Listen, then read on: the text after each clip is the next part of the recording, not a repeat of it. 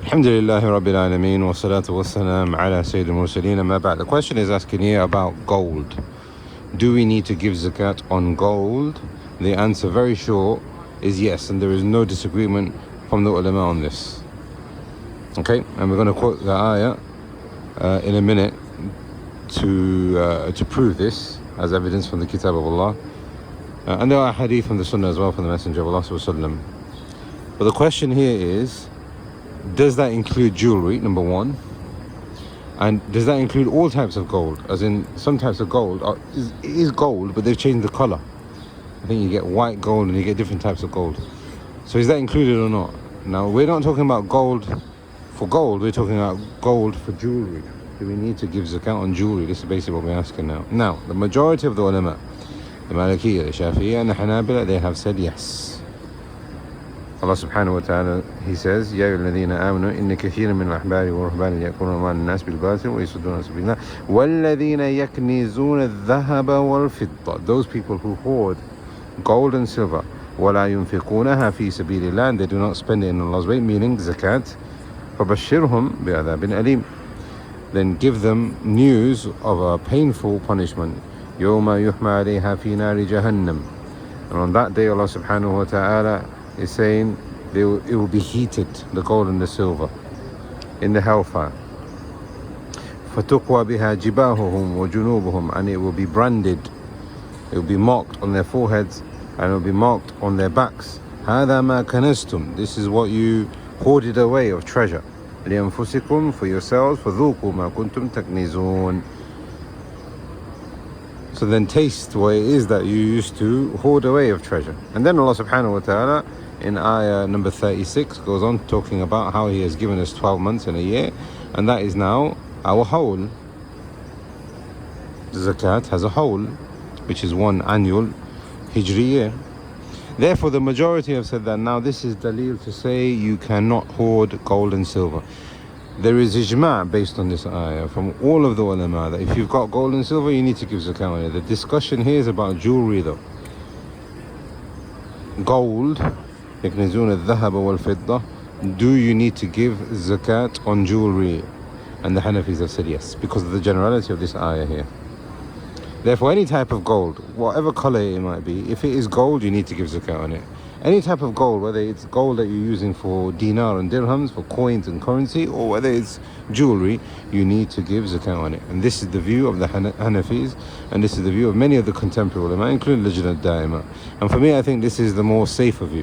The majority though, they have responded by saying that the Messenger of Allah ﷺ said, لَيْسَ عَلَى عَبْدِهِ وَعَلَى فَرَسِهِ صَدَقَةٌ, there is no zakat on his slave or on his horse, meaning anything that he uses on a daily basis to perhaps earn a living, or he is using as, a tool, he doesn't need to give zakat on that. So his slave is a means of him attaining wealth, perhaps. It's an asset. His horse is an asset. You don't need to give zakat on your assets, just like you don't need to give zakat on your house, on your car, on your clothes, expensive clothes perhaps. So the majority have responded by saying, here look, this woman, she's got jewelry, and for her it's an asset, it's a fixed kind of an asset, so she doesn't need to give zakat on it. But the majority, like we have said, because of the generality of gold and silver, they have said no. Anything which is gold, anything which is silver, whether it's being used on a daily basis or not, this is the view of the Hanafis, not the majority. And Uthaymeen, now there might be an argument here. Now I've actually had this be mentioned by someone. They have basically said, okay, I've got some gold, yeah? I've got a gold set, I've got bangles, earrings, whatever it might be.